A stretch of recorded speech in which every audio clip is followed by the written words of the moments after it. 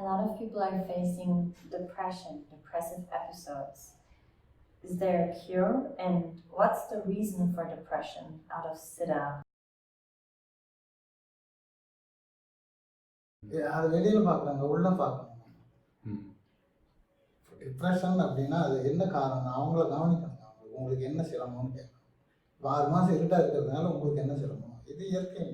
அதாவது வந்து பூமியில் வந்து இது இயற்கையான சூழல். இங்கே வந்து உங்களுக்கு மன அழுத்தம் வர்றதுக்கு என்ன காரணம்? அவங்களுக்குள்ள வந்து அவங்களோட வாழ்க்கை முறையில் கவனிக்கணும். வாழ்க்கை முறையில் எங்கேயோ தவறு இருக்குது. ஒருத்தரை கம்பேர் பண்ணால் நான் அப்படி இருக்கேன், அவங்க அப்படி இருக்காங்க, நான் இப்படி இருக்கேன், ஒரு காம்ப்ளெக்ஸ் இருக்கலாம், அது நிறைய சொல்லலாம். அப்புறம் டிப்ரெஷனுக்கு உணவு கூட ஒரு காரணமாக எடுத்துக்கலாம். அதுக்கு இந்த காலச்சூழல் எனக்கு இன்னும் தெரியல. தனிப்பட்ட அவங்களுடைய விருப்பு வெறுப்பு தான். அதை சரியாக கவனிக்கணும்.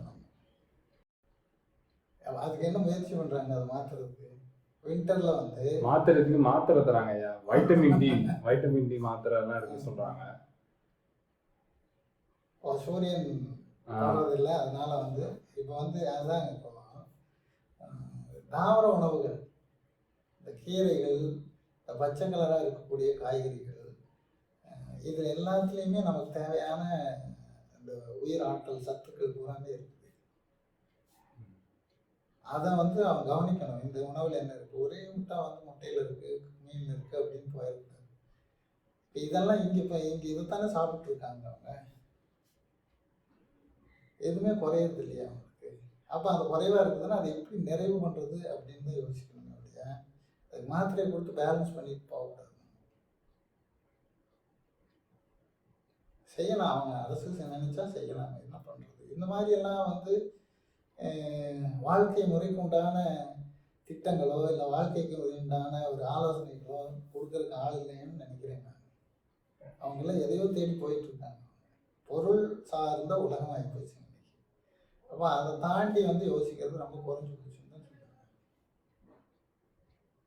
முடியும், அதையெல்லாம் மாற்றிக்க முடியுங்க. இப்போ அதுக்கு தகுந்த மாதிரி இந்த உடல் எப்படிங்கன்னா சூழ்நிலைக்கு தகுந்த மாதிரி இந்த உடல் தன்னை மாற்றிக்குது. இப்போ குளிர் வந்துருச்சுன்னா இந்த உடம்பு தனக்குள்ளேயே வேணுங்கிற உஷ்ணத்தை உண்டாக்கிக்கும். ரொம்ப கடுமையான உஷ்ணமாக இருந்துச்சுன்னா இந்த உடம்புக்குள்ள இருக்கிற உஷ்ணத்தை வெளியேற்றிக்கிறதுக்கு வியர்வை மூலமாக அதே வந்து வெளியேற்றிக்கும். எப்படி உண்ட உணவை செரித்து தன் சத்துக்களை தனித்தனியாக பிரிச்சுக்குவோம். இந்த உடல் வந்து ரொம்ப அறிவுள்ளதுங்க. இந்த உடல் நம்ம அதை உடம்பு கவனிக்காதனால தான் என்னமோ நம்ம தான் பார்த்துக்கணும்னு நினச்சிக்கிறோம். அதை டிஸ்டர்ப் பண்ணுற வேலை தான் நம்ம பண்ணிட்டு இருக்கோம். இப்போ இருக்கிற வாழ்க்கை முறை இந்த உடலை வந்து சிரமப்படுத்துறது தான். அதனால தான் இத்தனை பிரச்சனை மனோ ரீதியாக உடல் ரீதியாக வர காரணம் இதுதான். இப்போ இந்த மாதிரி குளிர்காலத்தில் என்ன மாதிரி சாப்பாடுங்க சாப்பிடலாம்? குளிர்காலத்தில் தான் கொஞ்சம் உஷ்ணப்படுத்துகிற மாதிரி உணவுகள் எடுத்துக்கணும்.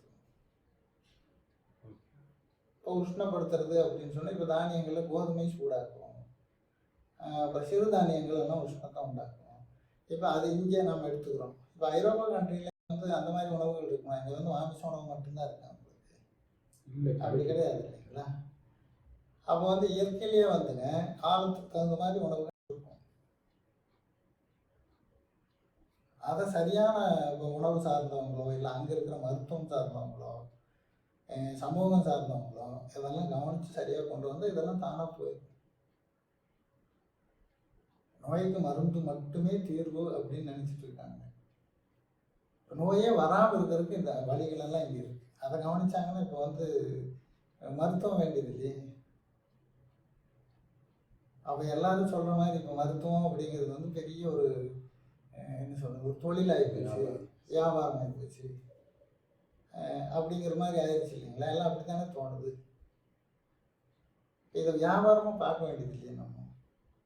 இதெல்லாம் வந்து ஆட்சியாளர்கள் தான் கவனிக்கணுங்க. மக்களுக்கு முழுக்க ரெஸ்பான்ஸ் அவங்க தான்.